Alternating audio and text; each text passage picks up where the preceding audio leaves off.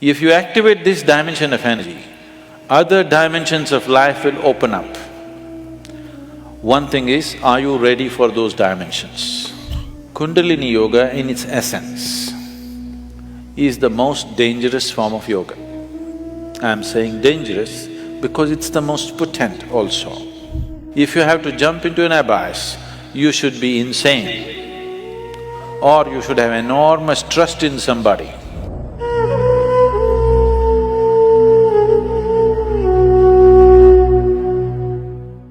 So what is Kundalini? Right now, I'm speaking. This is Kundalini. You are alert and listening. If you are alert and listening, that is Kundalini. A flower is blossoming, that is Kundalini. A dog is barking, that is also Kundalini. Or in other words, the fundamental life force in the existence, we call it Kundalini. Now, within the system, within the human system, if you look at this as a kind of a life package, it's a piece of life. This piece of life is packed in a certain way with layers of this energy. One dimension of energy comes alive immediately because that is necessary for your survival process. The other dimensions of energy will not come alive unless you do something about it. Unless you're aware of it and activate it in a certain way, they do not come into existence, they remain dormant. The dormant energy is way bigger than the energy that is in use right now. To take care of your survival process, to live a physical life completely, to live a complete physical and intellectual life, you need to activate only about 21 of your chakras. Out of this 114, if about 21 of them are on, you will live a complete life. You will not feel any inadequacy. You will live a complete physical life. There'll be no problem with your life. You will think you're a great success, but you are only 21. That is less than 21% out of 114. Less than 20%. At less than 20%, you will feel like a complete life without any inadequacies. The remaining percentage of life, what is it about? It is not even needed if your intention is just to live well. If you activate this dimension of energy, other dimensions of life will open up. One thing is, are you ready for those dimensions? The question is not about whether it's good or bad. The question is just about, are you ready for it? Because even if the best things in life come to your life, when you are not ready for it, it will not be a good thing for you. In your experience, it will not be a good thing if something came to you when you're not ready for it, isn't it so? Even if it's the greatest thing, it may be the greatest thing, but it came to you when you are not ready for it, then it is not a good thing, isn't it? So are you ready for it, is the first question. If you're ready for it, what can we do for it? What can we do to activate? There are various ways of doing this, many ways, but the Kundalini Yoga, are people familiar with Kundalini Yoga, practicing or… okay. Kundalini Yoga, I'm not making a comment about anybody, okay? Kundalini Yoga in its essence is the most dangerous form of yoga. I'm saying dangerous because it's the most potent also.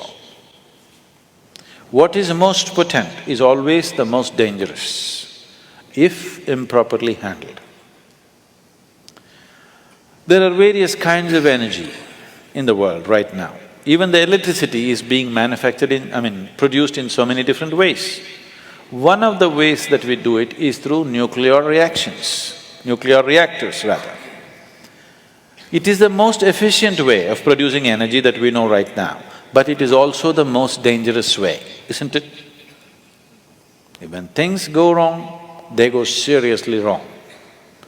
When they're going right, it is the easiest And the best way to produce energy on the planet is nuclear energy actually. But when it goes bad really bad, like in ways that you can't fix it. So similarly with Kundalini Yoga, it is the most potent and it is the most dangerous. Without the necessary preparation and guidance, without expert guidance, constant guidance and observation, nobody should ever attempt it. But the problem is, books have been written about it and everybody wants to do the highest yoga. Nobody wants to start with A, everybody wants to start the alphabet with Z. This attitude itself is dangerous. What can be a life-transforming force can become a life-destructive force simply because without the necessary commitment and dedication and focus and understanding, it is being handled.